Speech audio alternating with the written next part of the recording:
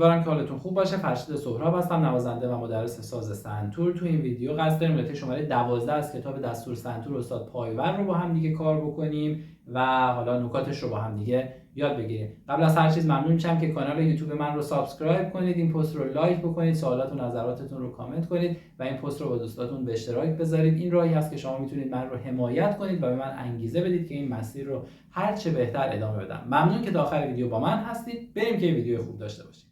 خب این قطعه شماره 12 از کتاب دستور سنتور اولین قطعه‌ای هست که به صورت 2/4 نوشته شده، به صورت 2 ضربی نوشته شده. قطعات قبلی که با هم زدیم یه بخششون 4/4 بودن و یه بخششون هم 3/4 بودن.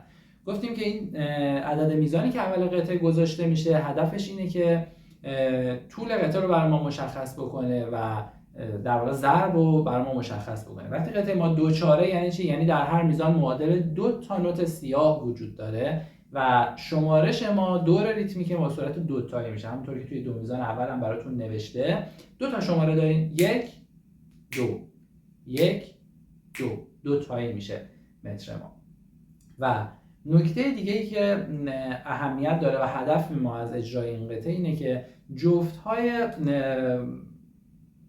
که روی سنتورمون میزنیم به صورت منفصل تمرین بشه. یعنی جفتایی که حالا رو جای مختلف سنتورمون هست، حالا چه زرد و سفید چه سفید و پشت خرک، ما توی قطعه قبلی قطعه شماره 11 به صورت متصل اجرا می‌کردیم. مثلا نوتامون بود سول لا سی دو، یعنی به ترتیب میرفت بالا یا به ترتیب میومد پایین، سی لا سول فا. اما توی این قطعه یکم پرش بیشتر داریم. مثلا شروعش با فا دو شروع میشه، فا دو، یه پرش داریم. نیاز هست که شما خیلی سریعتر بتونید جای نوت رو پیدا بکنید و ضربتون رو دقیق روی همون سیم فرود بیارید. این رو باید روش کار بکنید و خب سعی کنید سرعت رو بالا نبرید. همونطور که خود کتاب مشخص کرده سرعت قطعه 54، سرعت خیلی پایینیه و شما حتما سعی کنید مترونوم بذارید و با سرعت پایین با دقت تمرین بکنید و سعی کنید تمام ضرباتتون دقیق بخوره. سعی کنید وقتی که دارید این قطعه رو تمرین میکنید به اون اصول اولیه‌ای که باید موقع نوازندگی رعایت بکنید توجه بکنید. صاف نشستن، پاتون روی زمین باشه، انگشتا زیر مضراب چسبیده باشه، زاویه مچ و ساعد و آرنج و اینا درست باشه و موقع جفت زدن مخصوصا وقتی روی سیمای زرد و سفید میزنید حتما دستاتون از هم دیگه باز بشه. جفتا رو این شکلی نمیزنیم، این اشتباهه، یعنی صدای درستی ازش در نمیاد. پس حتما دستاتون باز باشه و مضرابتون همیشه عمود باشه روی ساز، کج نباشه. بسیار عالی. بریم این قطعه رو شروع می‌کنیم، با هم دیگه کار می‌کنیم. خیلی ساده هست و همه نوتایی که داریم روبروی همه دقیقاً، یعنی نوت متفاوت تو جفتا نداریم. یعنی اگه فا دوتاش فاه، اگه دوه دوتاش دوه. نوتامون توی خط اول هست فا دو سی لا سل سکوت. اینو من روی ساز براتون اجرا میکنم. فا دو سی لا سل. البته سرعتمون باید پایین‌تر بگیریم، مثلا اینطوری بزنیم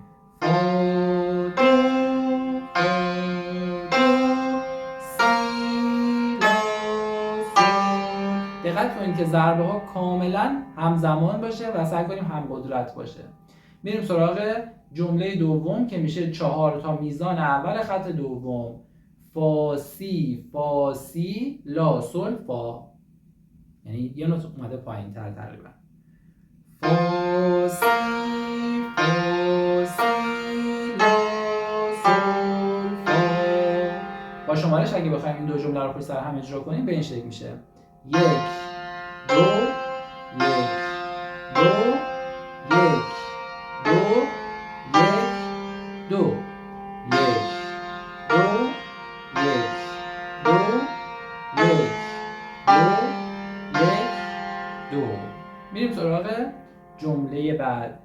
پس تا اینجا اینطوری شد که هر 4 تا میزان ما شد یه جمله. در واقع کلا تمام این قطعه به این شکلی که هر 4 تا میزانش یه جمله در نظر گرفته میشه. پس جمله بعد میشه میزان آخر خط دوم، میزان اول خط سوم که 2 مرتبه اجرا میشه و میزان بعدیش مجموعش میشه 4 تا میزان. نوتامون میشه فا سل لا سی، دوباره لا سی دو. اجراش میکنیم. فا سل لا سی دو. میشماریمش 1 2 3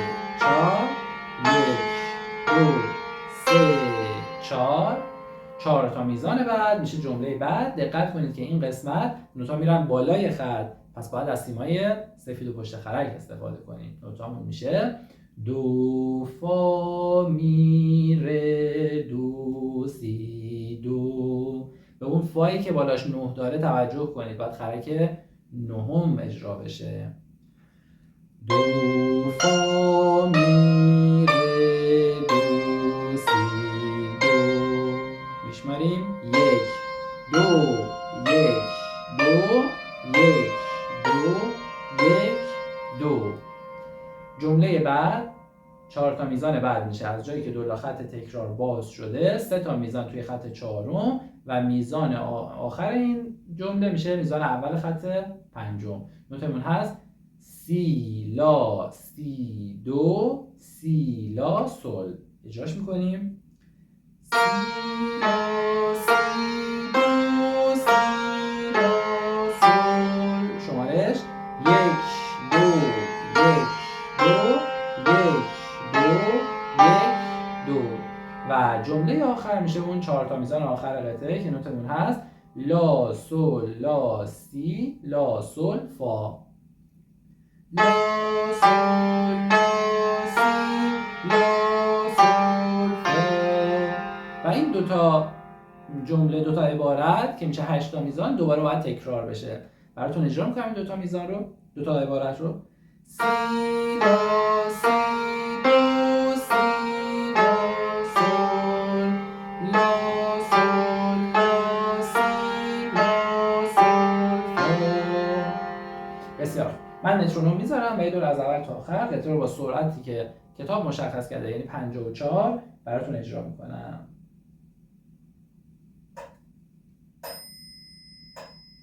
1 2 1 2